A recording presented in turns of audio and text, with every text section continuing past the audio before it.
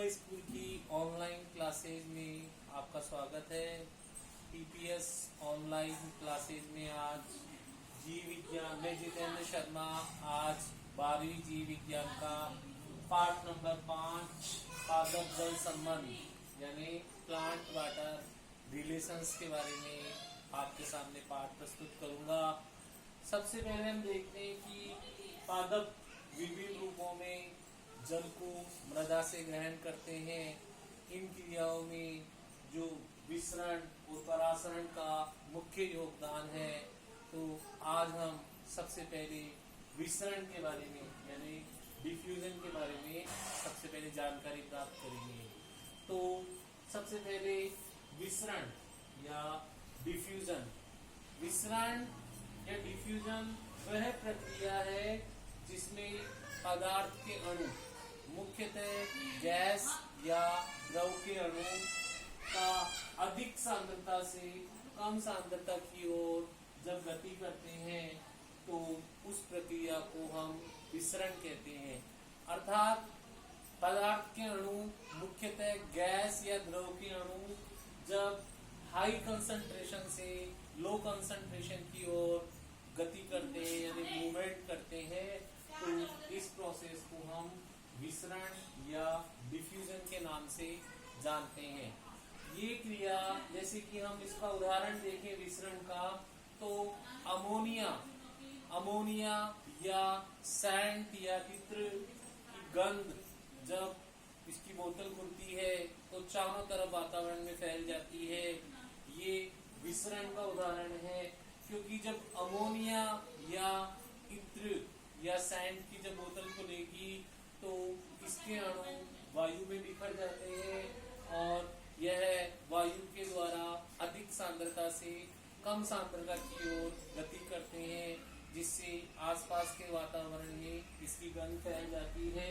इसके अलावा विसरण का दूसरा उदाहरण हम देखें तो जब अगरबत्ती जलती है तो अगरबत्ती की सुगंध के जो कण होते हैं वो वायु में फैलते हैं और अधिक सांद्रता से कम सांद्रता की ओर गति करते हैं, जिसके कारण अगरबत्ती की सुगंध चारों तरफ फैल जाती है। ये भी विसरण का उदाहरण है।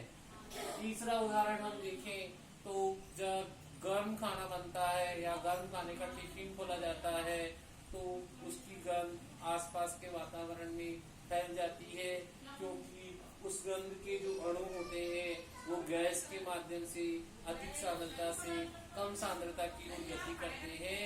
इस प्रक्रिया को ही हम विसरण कहते हैं। ये विसरण या डिफ्यूजन का उदाहरण है। विसरण या डिफ्यूजन को प्रभावित करने वाले कारक, तो विसरण या डिफ्यूजन को 3 कारक मुख्य रूप से प्रभावित करते हैं। नंबर पहला है तापमान या टेम्परेचर, दूसरा है विसरण दाब प्रवणता और तीसरा है विसरित पदार्थों का घनत्व। सबसे पहले हम देखते हैं तापमान। जब तापमान बढ़ने पर विसरण बढ़ता है या विसरण की दर बढ़ती है, क्योंकि तापमान विसरण के समानुपाती होता है। जैसे जैसे तापमान बढ़ेगा अणुओं की गतिज ऊर्जा बढ़ती है और अणुओं की गतिज ऊर्जा बढ़ने से विसरण की गति तेजी से बढ़ जाती है। नंबर दूसरा कारक है विसरण दाब प्रवणता। विसरण दाब प्रवणता में जो गैस के अणु हैं वो अधिक प्रवणता वाले विसरण दाब वाले क्षेत्र से कम विसरण दाब वाले क्षेत्र की ओर गति करते हैं, जिससे कि इनके अणुओं में अधिक विसरण दाब वाले क्षेत्र से कम विसरण दाब वाले क्षेत्र की ओर मूवमेंट होता है, गति होती है। यह क्रिया विसरण को प्रभावित करती है। और तीसरा है विसरित पदार्थों का घनत्व। विसरित पदार्थों का घनत्व भी हम देखते हैं कि विसरण के घनत्व विसरण के वर्गमूल के व्युत्क्रमानुपाती होता है। अर्थात जो घनत्व का वर्गमूल विसरण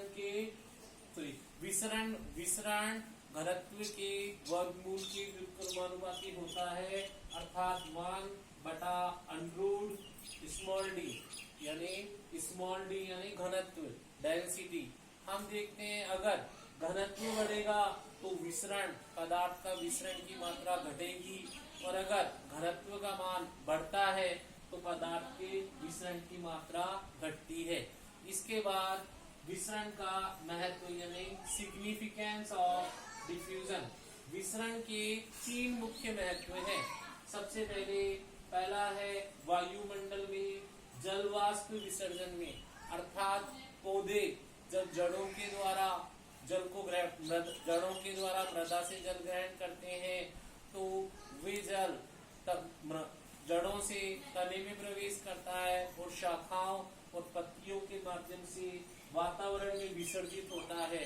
इस क्रिया में जो वायुमंडल में जल वाष्प का जो विसर्जन होता है उस क्रिया में विसरण का मुख्य महत्व है।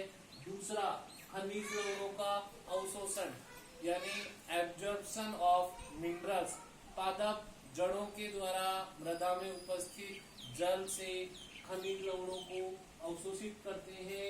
इस पौधों द्वारा अवशोषण क्रिया में विसरण का मुख्य महत्व है।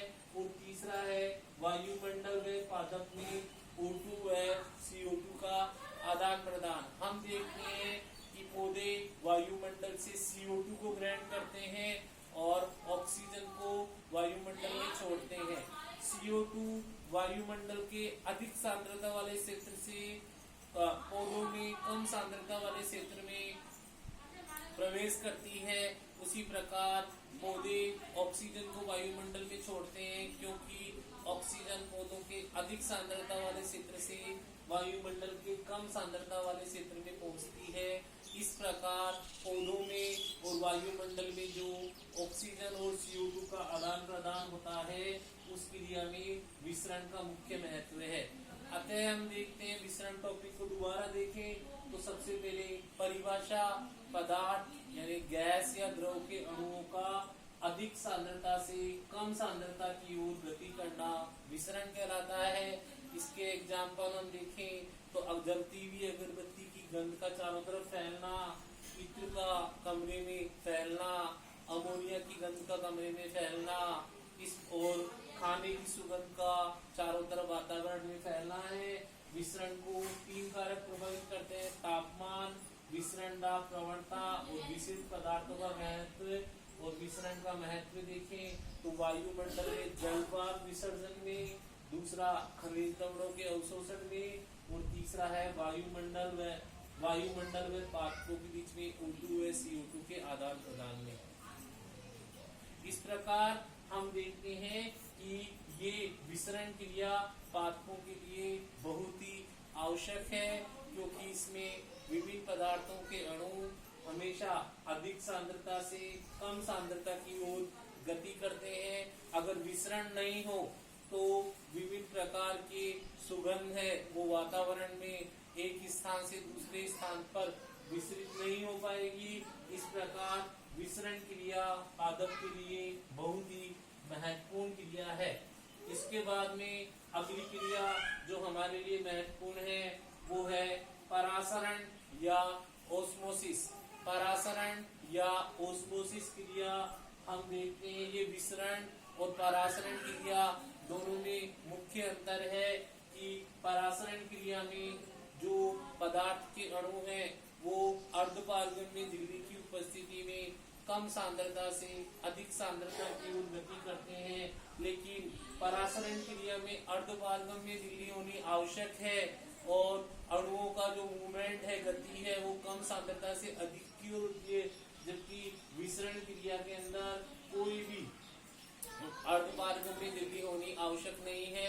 विसरण क्रिया सबसे अधिक गैस में पाई जाती है क्योंकि गैस में कण दूर दूर होते हैं। दूर दूर होने से आसानी से गैस के अणु हैं वो अधिक सांद्रता से यानी हाई कंसंट्रेशन से लो कंसंट्रेशन यानी कम सांद्रता की ओर गति कर सकते हैं।